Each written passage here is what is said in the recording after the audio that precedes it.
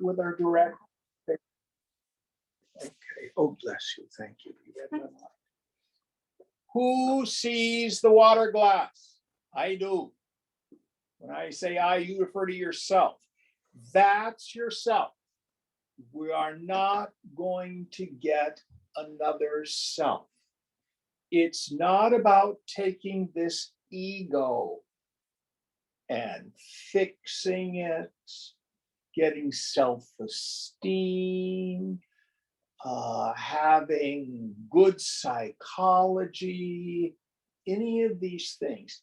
At one level, of course, this is important. Carl Jung said only a healthy ego can die. Ram Dass used to say you got to be somebody before you're nobody. But yoga is not about reinforcing, protecting the ego. It's about seeing its fundamental unreality. It's about letting it go. Now, the scriptures will use many ideas to talk about our individual sense of self. Jivatman, we'll hear that one. Sankhya philosophy will say the individual Purusha. Ahankara, ego sense. The term I like to use actually is used by Gaudapada in the Mandukya Upanishad Karika, and Shankara borrows it. It's Jiva Bhavana. What's Bhavana mean in Hindi? Experience. Feeling or attitude. Isn't that right? And emotions. And emotions. So what it is, it's the feeling that I'm a person. It's not real. It's just a deeply rooted belief, feeling. Now, it's not just a bunch of opinions. It's like hypnotism.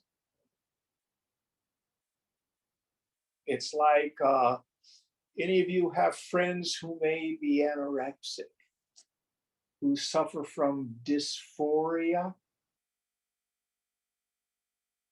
You know, they may be painfully thin, but they're convinced they're fat. You ever known anybody like that? Yes, no? Yes. Mm-hmm. You read about it. So it's a feeling. It's not real.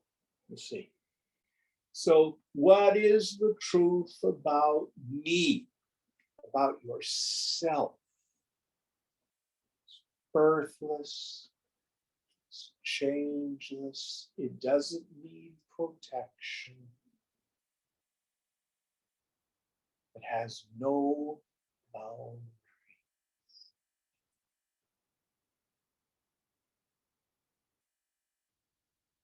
But if I think I'm a person, then all of a sudden protecting that personal sense of self is serious business. Something in the world comes along and threatens it. And I'm all defensive. So I have news for you. The path of yoga is embarrassing and humiliating. Why? Who can answer me that? You're triggering the ego. What is it that gets embarrassed or humiliated? The ego. Yeah. Yeah. I was talking with my friend Vilasni this morning. We were talking about Swamiji. God help you if you had an attachment or an identification around him. He'd just poke and poke, poke and poke. And laugh until you let go of it. It's not.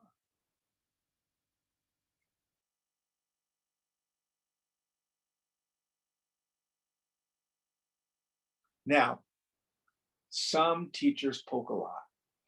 I personally don't think I'm smart enough. But life does a very good job of it.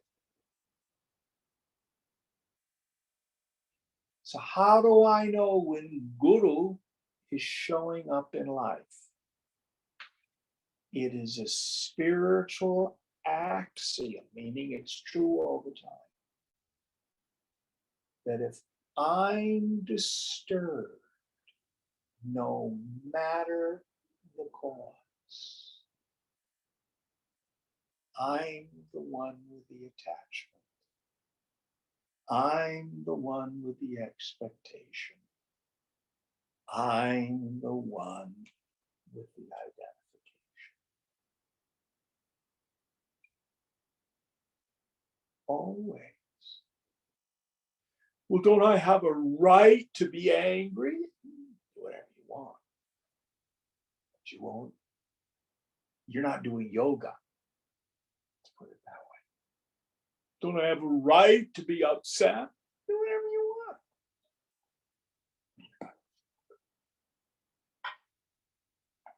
Let it go. Let it go. Any thoughts on this?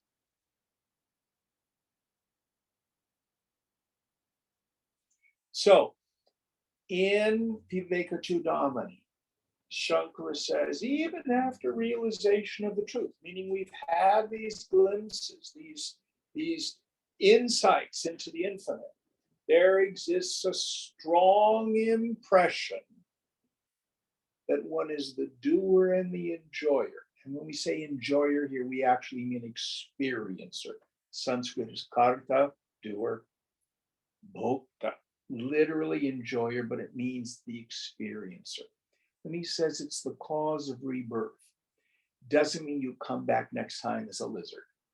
It means we re-identify.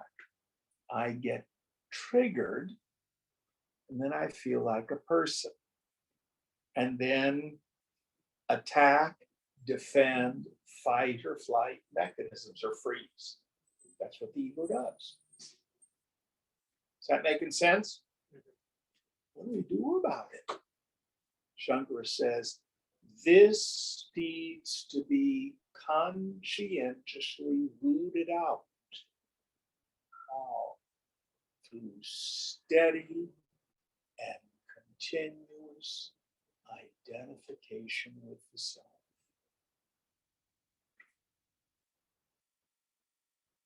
Let it go, drop it, and now, around Swamiji, what I learned early on, better be empty. You won't pull. So just empty. Whatever grenade he lobbed at you.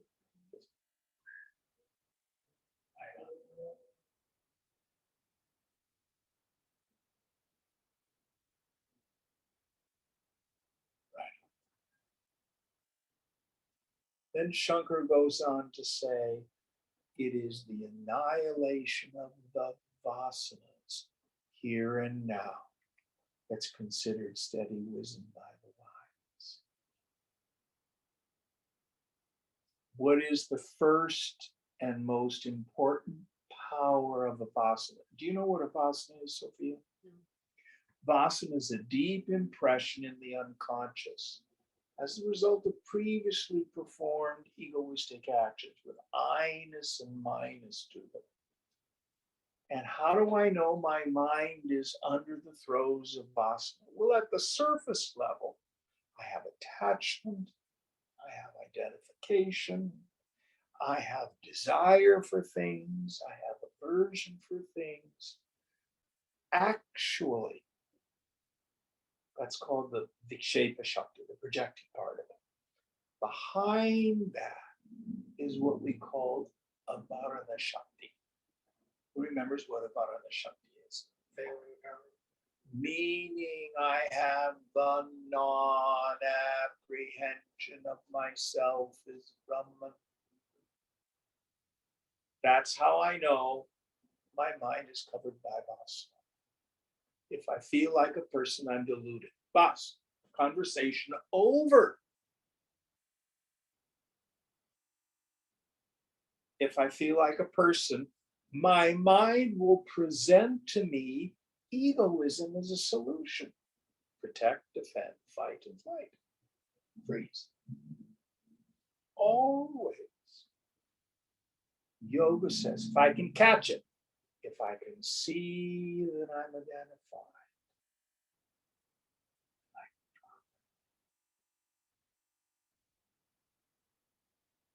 everything just passes through. How do I remember who I am? Over and over again, this steady and consistent identification with the self. So in these verses, in your meditation, tune the mind up. Go through these ideas. And then with the attentive faculty of the mind introverted, see whether or not these point, indicate, they don't define, they can only point. Okay, what verse are we on? We are on 19, Jim. All right, go.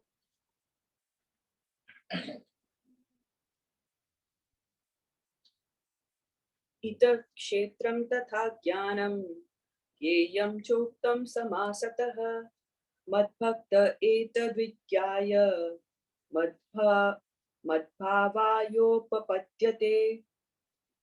Thus the field, as well as the knowledge and the knowable, have been briefly stated. Knowing this, my devotee enters into my being. Yes. So what he's saying here, if I am very clear about what is the kshetra, the field, the prakriti, nature, the anatman, the not self, the phenomena, what is it? All objective phenomena perceived through the senses. So when we were talking earlier, you guys were talking about financy stuff. And who was it who said this stuff isn't real? Is that Anand? Yes. And then you said physics. Mm-hmm. And what I said afterward? You said it's not real. Yeah. Brahma Satyam Jagan Nitya. Brahman alone is real. Phenomenal world, including physics, is mithya, illusory. It's just imagination. Just the play. The body itself is an object of cognition. This is one of the things that you will see, hopefully, in a Vipassana retreat. Now, I was talking with a fellow yesterday who just got back from one from Spirit Rock. It's a little different than the Goenka things. For the first week, you watch your breath. Can't remember all the other things. Then you look at, call them, I think Vedanas, they call them, you know, feelings and things like that, positive and negative, and thoughts and stuff like that. And one of the things he was able to do, they went through one thing, we're looking at sensations in the body. But he said, my God, after a while, I could see that the body was an object of knowledge, just like this can of soda. That's what it is. Shankar will say it's like a pot. You are not the body. You are the knower of.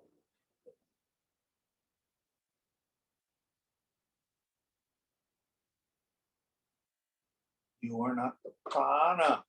You are not energy. Doesn't mean energy work is not of value. I'm going through Yoga Sutra with a couple people because I'm not familiar with this text. We'll get into a section where they're talking about, space in the Agnya Chakra and going down to the heart center and energy going up and down. Seems very, very complicated to me. But anyway, it's a certain definite part of Hindu tradition. I don't know about it. But all that energy and the energy work on itself, it's not valuable. But Jim, you remember, I remember you telling us there's 4 types of yoga, right? And one of them is this type that you talked about. You said eventually any of these types will get you there. But you Yes. think Vedanta is like the fastest path. Vedanta is the most direct and fastest path, but it's only available to those with very sattvic minds.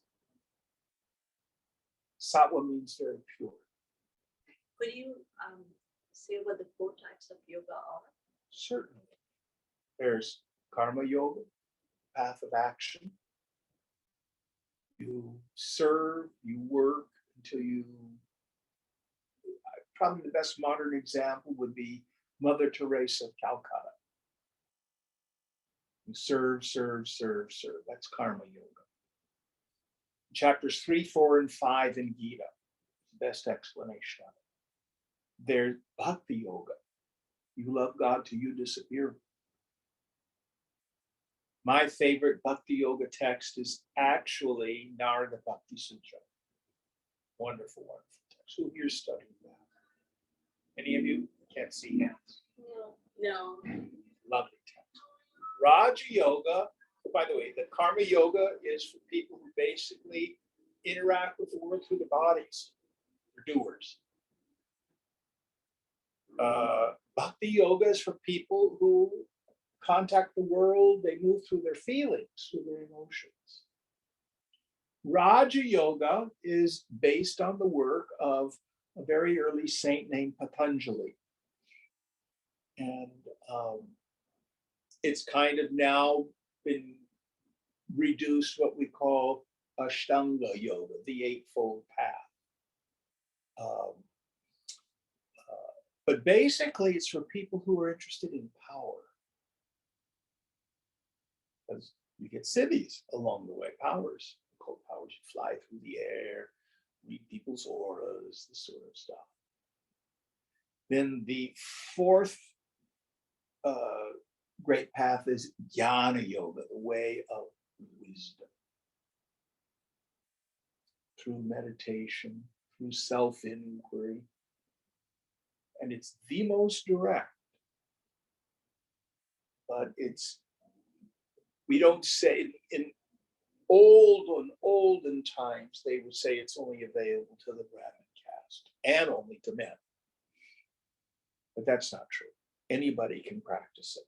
And it's available to whatever your sexual orientation, whatever your gender is, it's available. But what it's not available to is someone with an extremely gross mind. They just won't get it. Is that the same as Vedanta yoga? Vedanta is the same as Jnana Yoga, yes. Okay. Yes, they're the same. That answer your question? Yeah, another follow-up. Oh, when you say yoga, what do you mean? Yoga means union. Okay. Comes from the Sanskrit root yuj, which means to join. Union between what? That's a very good question. Very good question. When the mind is yoked to the self,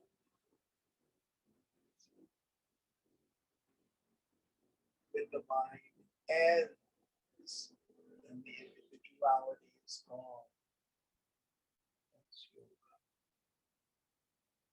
Now, when you go to the yoga studio, they mean doing postures, asana. But that's, again, much more basic practice. Did that answer your question? Yes. Now, each one of the chapters in the Bhagavad Gita is titled the yoga of such and such and such and such.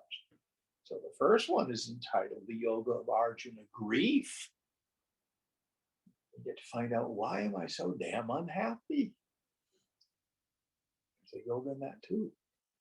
You got to understand that. So let's see, back to this particular verse, the feel. Sorry, Jim, I have a follow-up. All right. When you talked about yoga and union, some people use drugs and they feel like that gets them to that place of like individuality disappearing. I'm curious, like, is there a role for that in yoga? My personal opinion is drugs serve one small value, and it will show you that your concretized way of seeing the world is not the only way to see it. But drugs are a double samsara. The truth, are you okay? Yes. The truth is eternal. It never changes. It's always there. So if you take a drug, does it have a beginning and an end? Mm-hmm. Yeah. You come down? Yeah. No, that's not it. But it makes you think it is.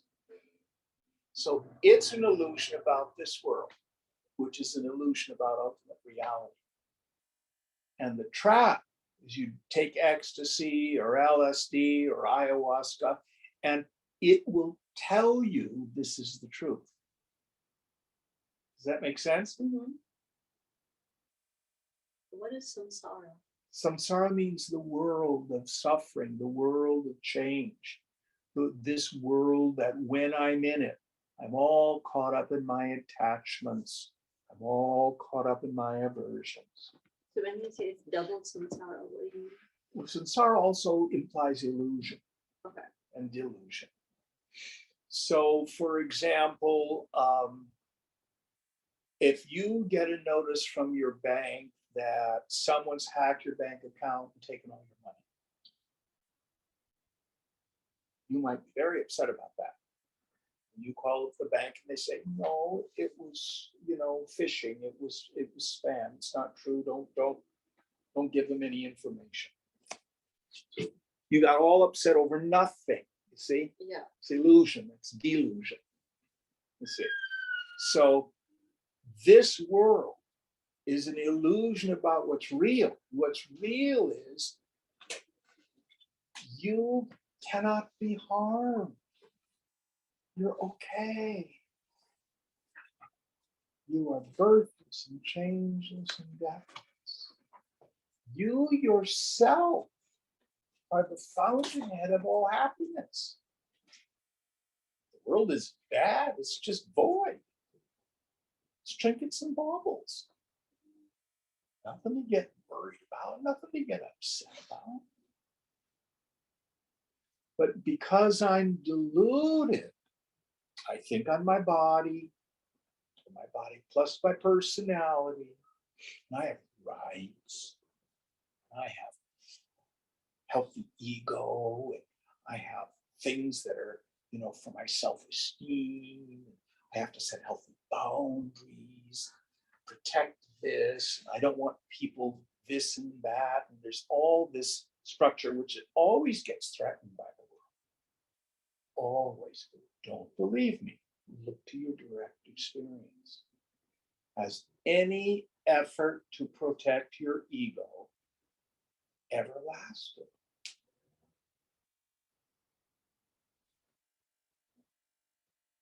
So that delusory view of the world we call samsara. Does that make sense? Yeah. Okay. So you take a drug, the drug makes this world disappear, and you merge with the toilet paper. That's what used to happen when I dropped acid. Oh man, the toilet paper is breathing. It's alive, You'd be on the dance floor. Oh, I just love everybody. I've been there. It's an illusion, but it makes you think it's real. That's its problem. Then what happens? You have this fantastic experience on the drug, and then you come down.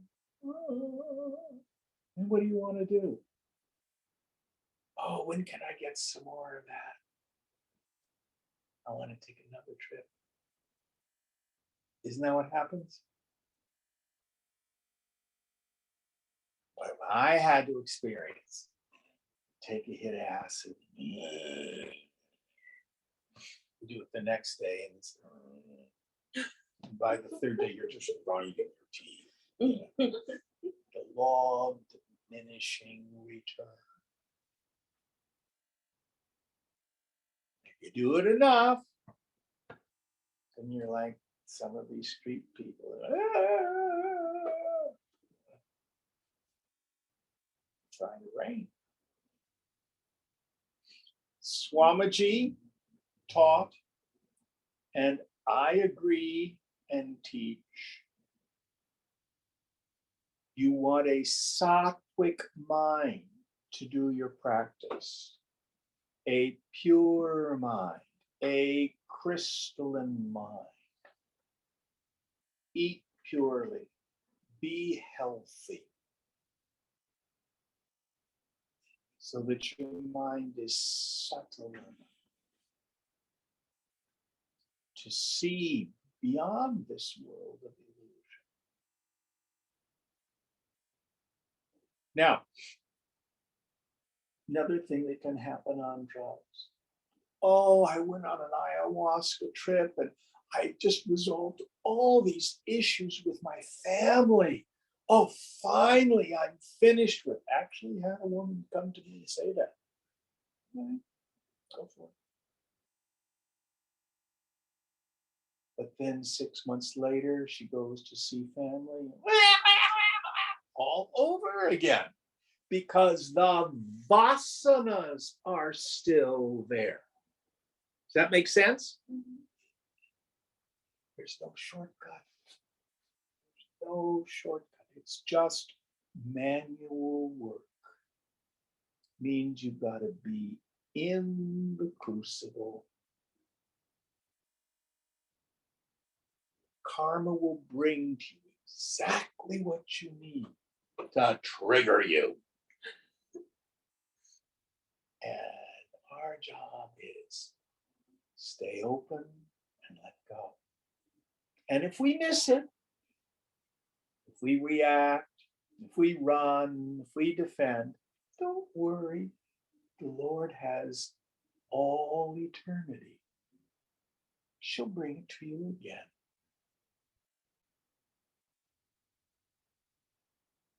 A question, Jim, about a sattvic mind. So what happens? So, for example, I went to see a movie yesterday. And now today I was thinking back to the movie and whatever happened in it. So I'm just wondering, do stories like that interfere with the ability to have a sattvic mind? That's a good question. Yes and no. Thought, experience in and of itself is not problematic. It's only problematic if our mind returns to the past with attachment or aversion. It makes me want to either repeat or avoid the experience. Here there's no attachment or aversion, but it was So if just it's a like good coming. movie, it's fine. Terrible. So, but if your mind says, "Oh, that was a terrible movie. I will never go to see a movie with such and such an actor in it." Yeah, or I guess something. that is an aversion. You're Yeah. right. Okay. But what if it was fun? But that's also bad, right? Like, I Mhm. love that movie and I'll only watch that actor. Yeah. But this is pretty minor. This is not the stuff that causes us suffering in life. Yeah. It's when your husband says something really mean, whether he meant to or not, and you get really wounded. Or you have a business project you've worked on for so long and it just turns to doo-doo in your hands. Or a colleague at work says you're incompetent, you've done a bad job, you're gonna, on your review, get less than satisfactory.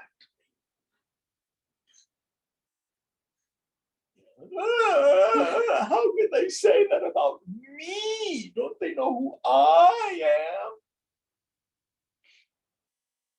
And then what do? Protect ego. You call up your friends and say, tell me I'm not terrible at this job. Oh no, you're very good. It's the manager's fault. They did it. Okay, I feel better. And you call the next friend up. Oh, oh, that was a terrible business. Oh, you should have never gotten a job at that company. Do you see what you're doing? You're trying to defend and protect ego by reframing the story. You see that? Jim, I That's have okay. a question. Let me finish with Sophia, Yeah. and I'll be right with. So do you see that? Now, that's okay if you want to live in the world of psychology. But for a yogi, oh, look at that. I got triggered by that interaction. Let it go. So the world and its people are oftentimes quite wrong. I'm not saying they're right and I'm wrong. I'm saying that whether they are right or wrong is beside the point. Thing to pay attention to as a yogi is, why am I triggered? Why am I reacting? And it's always because I'm attached or identified. All right, Shweta, go. Yeah, Jim, it's related to what you were just talking about, that, we sort of propagate this narrative by reacting and, rather than stepping out of the feeling of Jiva Bhavna, where we often tend to call up a friend and get validation, things like that. So one question I have in this context, as a as a practicing yogi, how does one what are your thoughts on sort of handling these situations at the worldly level? So let me give you an example. So at a personal level, as an aspiring yogi, the endeavor is always to step back, right, and drop it like you say. But now there are many situations that I am in, for instance, where I'm called upon to speak up, for instance, about, as an example, gender issues, right? Yes. So as a professor, I will be called upon to lecture about these things, to female students or, generally to people. So one difficulty that I run into is that if I try to speak too abstractly, then I feel that I'm losing them altogether. But then on the other hand, if I try to say something that I think is useful, then I feel that this is not in line with the practice of yoga. That. No, of course you say something useful. Of course you say something useful. But the useful stuff is, I guess I'm not able to say useful things that are in line with yoga, because at a relative level, yes, there is gender discrimination. It always depends on the level that we're teaching from, Shweta. The vast majority of your students are not yogis. They have no interest in yoga. They're not going to use yogic tools to solve their problems. So if you've got a woman in your class and in another class or by a family member or in the workplace, she's being treated poorly because of her gender, then of course you deal with the specific issue. Now, the question is, if she is treated badly, are you upset? Or if there's some male chauvinist pig in the class who says this is all nonsense, screams and yells at you, do you get upset?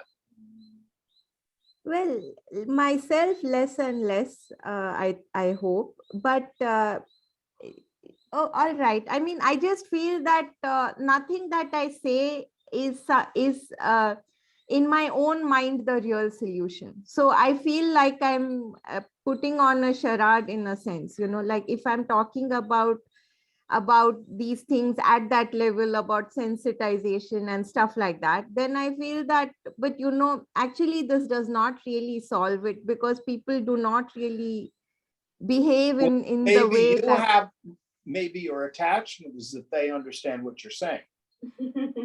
And believe Yeah. me, every teacher has to let go of that one. Most of them don't even want to be there when I was a teacher. But let me share with you what I tell my students who are beginning to teach themselves. I say, never, ever claim a state of consciousness you don't have. But it's perfectly fine to say, well, to address that issue, this is what Shankara says about it. Or I heard Swamiji say this about it. So for you, you can say, well, it's not in my direct experience, but so-and-so is considered a real expert in this, and this is what she writes about it. See, you can still address the issue without yourself having to be the authority. Is that Okay, useful? yeah. Thanks, Jim. But don't just be in the abstract. If you can, I mean, these are important things with gender issues. Very, very important. Swamiji dealt with them. Yeah, the problem is that everything that we say and do remains within the realm of duality. So at a deeper level, I feel like this is, never going to really solve the problem. But your job is not as a yogi. Your job is as a professor. Your job is in the world of duality. That's where you are working in the world. So the yogi has to have a foot in both worlds. Yeah, I think that's the part that I find a bit challenging. Yes. So when I was a working musician, working for the Catholic Church, why am I a Catholic? Do you believe in all that nonsense? I'm a Vedantin. I don't believe in anything. But I play the role of a minister in the Catholic Church. Now, I had to deal with all sorts of things. I mean, trying to get volunteers to take direction is like herding cats. It would work my every nerve. No, it's not easy. It's not easy. What do you do if you've got an alto who can't sing in tune, and every time you want to correct her, she thinks you're being sexist? I had one of those. How do you deal with that? Then she says, well, if you can correct me, can I correct you? I'm not making this up. Yeah, it's very believable, actually. And then I said, she went to Yale. Yale has a male singing group called the whiffenpoofs. When she was at Yale, she said, I want to be in the whiffenpoofs, but you're a woman. I don't care. It should be equal. Women should be able to be in the whiffenpoofs. I mean, she was really, really, this was her swadharma to do this. She really, really saw it everywhere, but it was very hard to work with her. Very hard. And that has nothing to do with the absolute. That's just people skills. But I as a see. yogi, my job was, even when I was attacked, being the unconscious male chauvinist pig that I am, not to react, not to get into it, but be solution oriented. So in that situation, my job was to make beautiful music. I always had to keep my mind on the goal, make beautiful music. So sometimes I'd hurt people's feelings. Actually, she eventually left the choir for a time because she couldn't win the power struggle. Jim, do you think it was her notion of sexism, or was it a party? Because it sounds also like she had issues with the party. I'm not a psychologist, but the point is I did my very, very best. And sometimes, you know, just because you're an Doer Brahmin doesn't mean you're always going to be skillful in the world.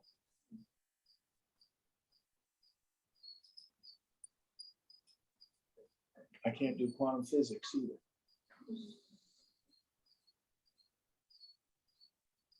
So I don't know if this is helpful, Shweta, but No, but it's very helpful, Jim. you know, what the scriptures say is you act your part in the world like an actor in a play. So you are Brahman, but you're playing the role of college professor.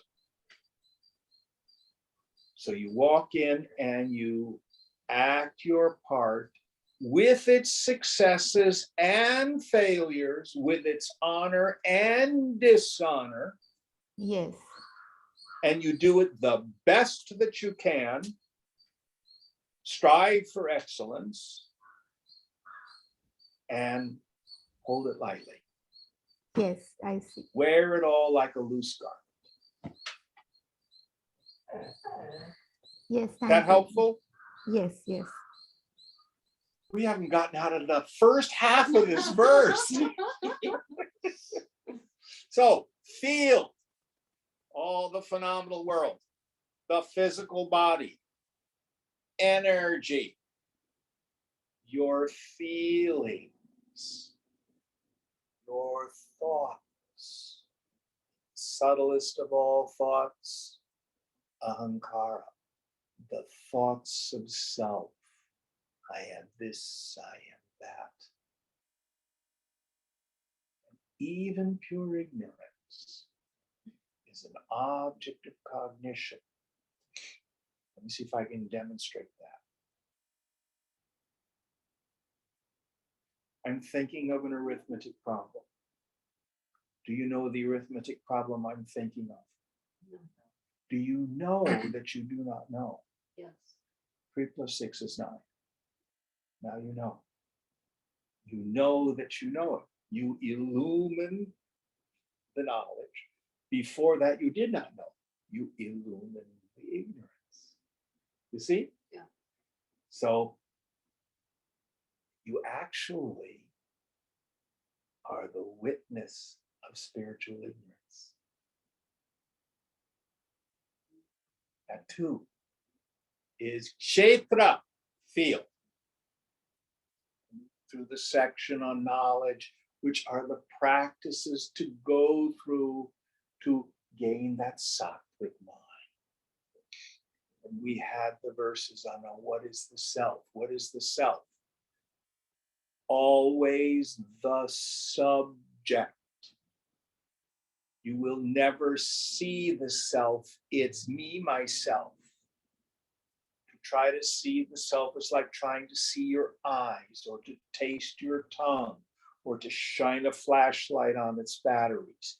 Yet it is not unknown. Aren't you you? How do you know you are you? And here we go through what I call the means of knowledge meditation. Everything in the world is known through what we call the triputi, the triple factor. I, through seeing, know the table. I, through hearing, know the traffic. I, through manas, mind, no feelings. I, through buddhi, intellect, no thoughts. How do you know you are you? You don't see, hear, taste, touch, or smell yourself. You don't emote yourself. You don't think yourself.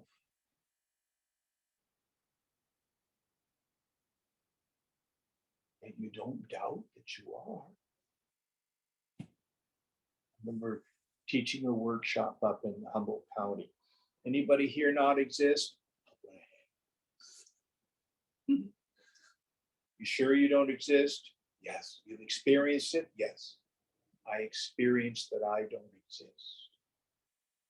To whom did that occur? Now, he probably is in a Buddhist tradition, and what we would call jiva bhavana, they call atma. Buddhism denies the existence of a self, meaning the personal self, the individual self. Certainly in the deepest meditation, it disappears. But you see it come and go. What is it that sees it? Me.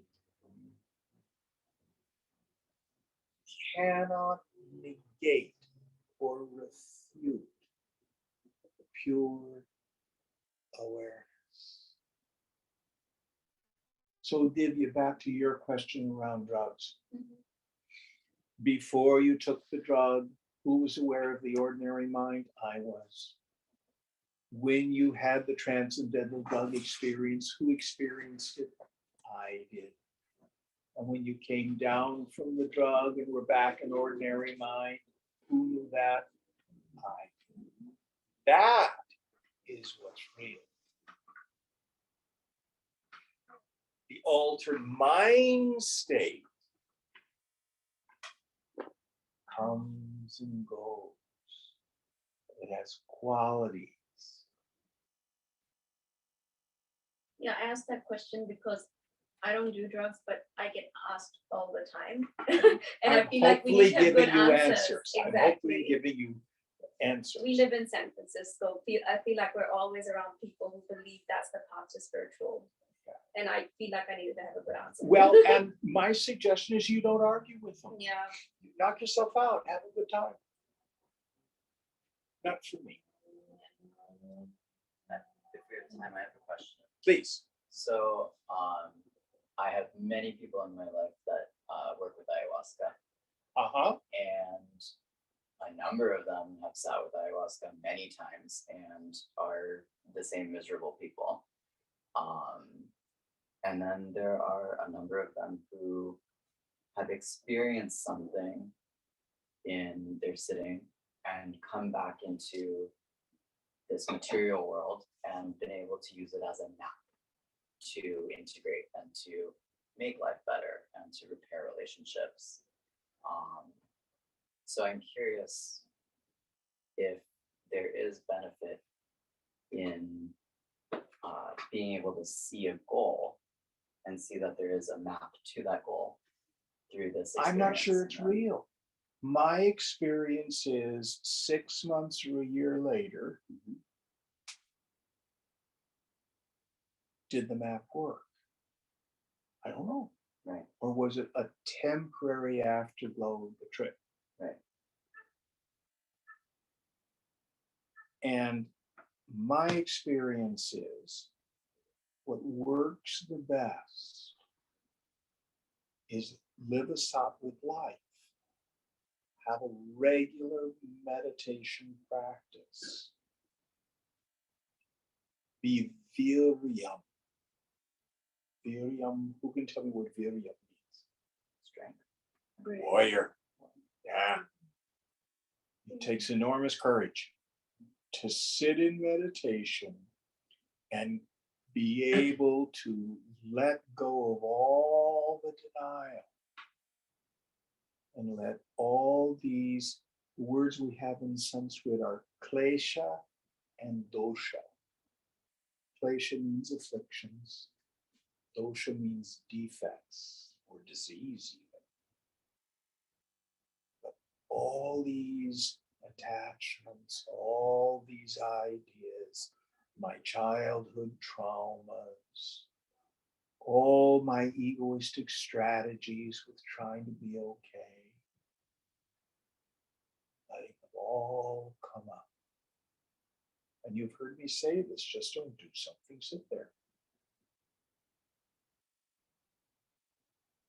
Meditation is not superimposing a salve on my ulcerated mind. It is like lancing a boil. All that pus has to come out. Jim, I have a follow-up question if we have Certainly. time. Is there a difference between attachment and identification? Somewhat.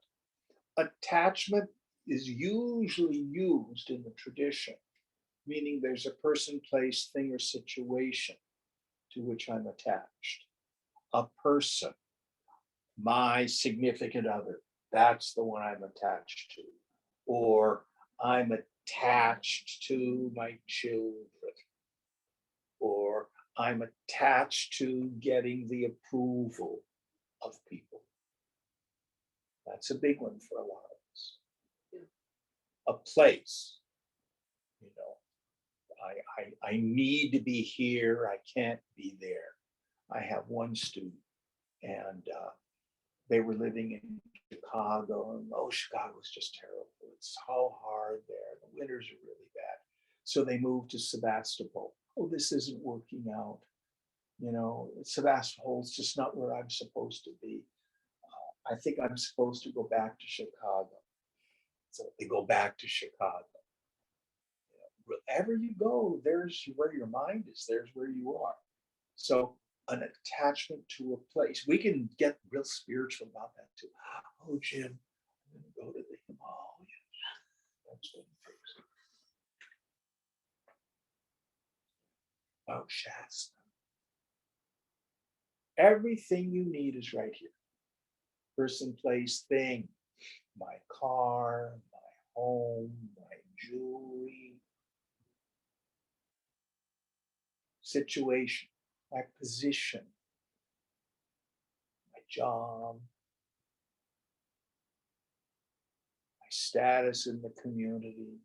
I was working with a fellow, and he's a former Army officer, and he was accused of financial malfeasance at his job. It wasn't true.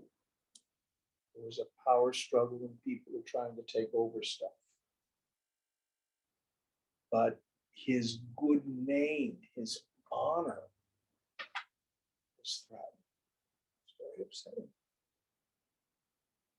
Now, identification is who do I think I am? And the bija vasana, the root identification is I think I'm the body. And then from there can be personality. We have narratives about who we are. I'm an adult child of an alcoholic. That's who I am. You know? Or I'm gay. I finally come to terms with who I am. Or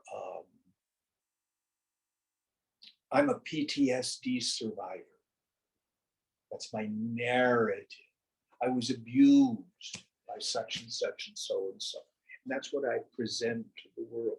I have one person with whom I've worked, and I have all these mental illnesses. I have OCD, and I have obsessive defiance disorder, and I have this, and I don't have any impulse control. When you talk with them, they present their psychological profile. Does that make sense? Yeah. So all these are ways of where we're identified as a person. All of them have to go without exception. that make it a little clearer? Yeah. Okay, so we've talked about what the field is, the knowledge, the qualities of the head and heart that we're to identify, and what is the knower of the field, Kshetranya. That witnessing consciousness that is birthless, ajati, deathless, amritam, changeless, achalam, without any taint or dirt, nirmalam. Beyond all the qualities of mind, vigunaihi. A whole list of them that we have. This is what is to be known. All right. Next verse. We're on verse 20. There's only, I think, 24 in the chapter, aren't there?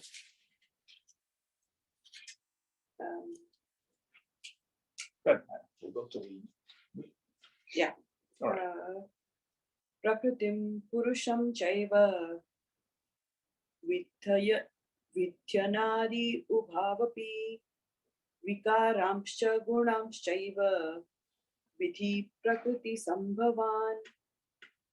Know you that matter, prakriti, and spirit, purusha, are both beginningless. And know you also that all modifications and qualities are born of prakriti. So he's using the language of the Sankhya's.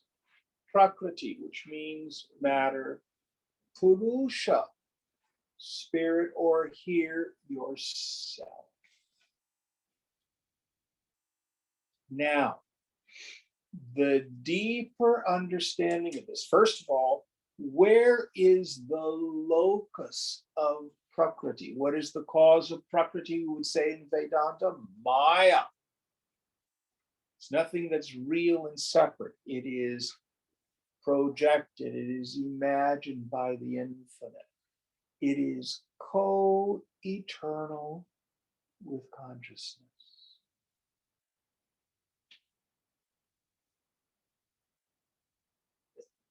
Is that like when you tell us to imagine the mango and what is the mango made of?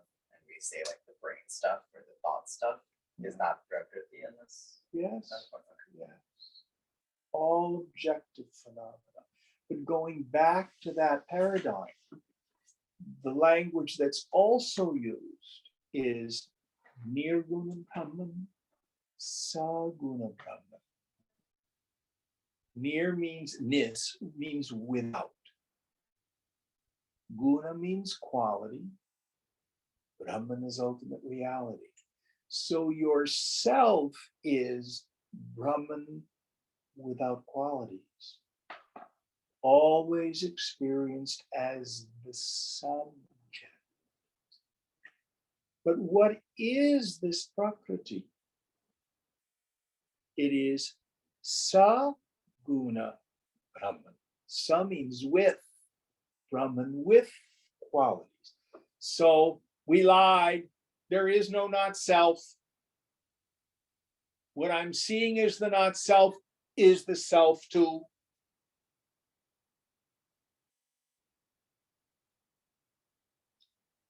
But the name and form of the phenomenal world is imagined, not created.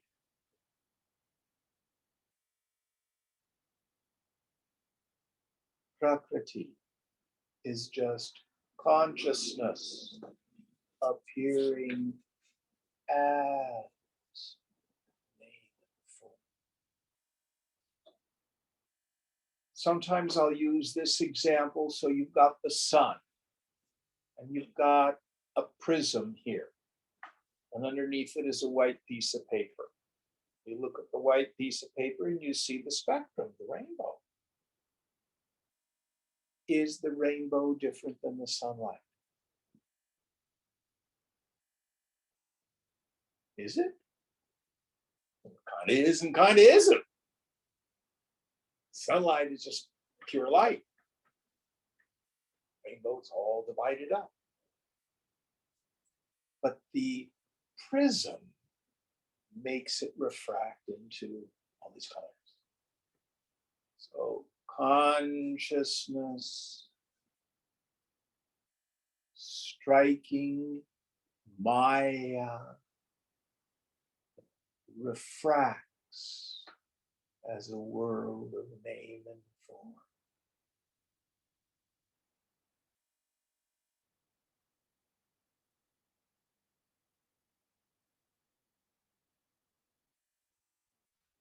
They'll use images like pratibimba, the reflection in a mirror. You go into the bathroom, you look in the mirror, you see your reflection. Reflection in the mirror is nothing but the mirror appearing as a face. But if I think that's a real person, ever seen a dog bark at its reflection in the mirror? You ever seen that? They'll do that. Some of them have self-identification. They know that's themselves. Some birds will know it's themselves, and I think a lot of the great apes do. But the whole point is, I think it's a dog in there, and it's just a reflection. That's what we do to the world. I think it's people, places, things, and conditions out there. It's just consciousness, myself, the self, appearing as name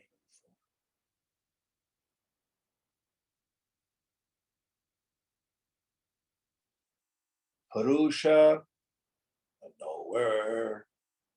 Prakriti, the known. Nirgunam Brahman, the knower.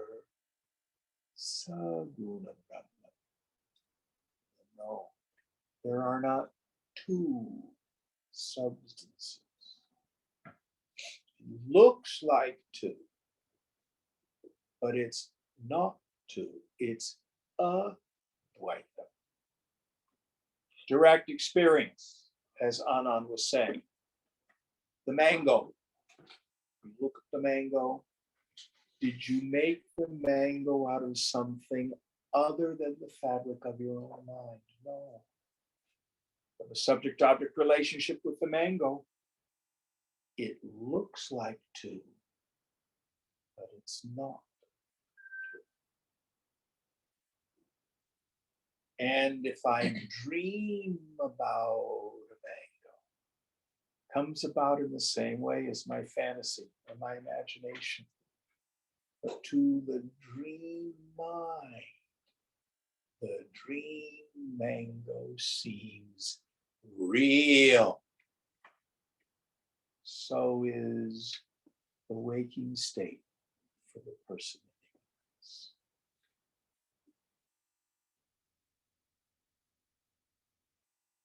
What's the practice that's implied? Take it easy. It's all just the divine play. It's all going to work out. It's all okay. Nothing touches you.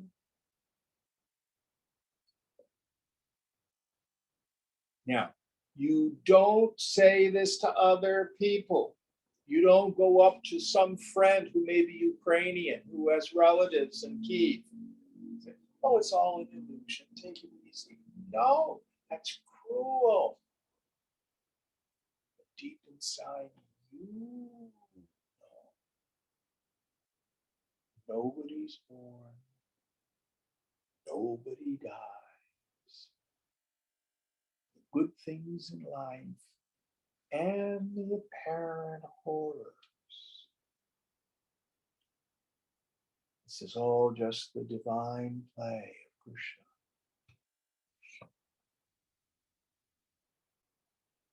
It's okay. All right. Any last questions, or shall we quit here? You can answer this next time if you want, but then if that's the case, why do good? Because you probably have no choice in doing otherwise. Okay. What is the human mind? The human mind is a pleasure seeker, pain avoider mechanism. So it is our nature to seek the good. In the end, what we're seeking is Brahman. But we are connected with everyone else. We're not separate. It's all myself. So if you cut your thumb, you don't go, bad thumb, stupid thumb. Why did you bother to do that? No, you go, ooh, because you as an ego pervade your whole body. So the yogi begins to see everyone thing as their self. So you don't do good out of morality. You do good because it's your nature. That makes sense? Yes. Yeah. Very good question. All right. Very interesting class tonight. Thank you all. Om Purnamada Purnamidam Purnat Purnamudachyate Purnasya Purnamadaya Purnameva Vashishyate. Om Shanti Shanti Shanti. Hari Om Shri Guru Pyo Namaha. Hari Om. Om Tat Sat. Before you all go, whenever Swamiji would do a camp, one night during the camp would be questions and answers. And you had to write them down and put your name on it. And he would spend an hour or whatever it took to answer people's questions. Would you like to do that some evening? Yeah, sounds great. What I'd want you to do is think about it and prepare them, write them down so that you're not just, kind of trying to frame your question while you're asking it. Why did you want people to write their names on it? Because he didn't want people to be not responsible. What do you think about homosexuality? Okay. If you're going to ask it, you got to take responsibility for it. I don't care. But I'm more concerned about, well, Jim, I have this question. I mean, it's if you do this, and well, I kind of think, well, I'm having a hard time putting into words, but I know what I want to say. That's not going to work. So when I had a question for Swamiji, I would sometimes take a couple of days to craft the question. Sometimes it was just very simple.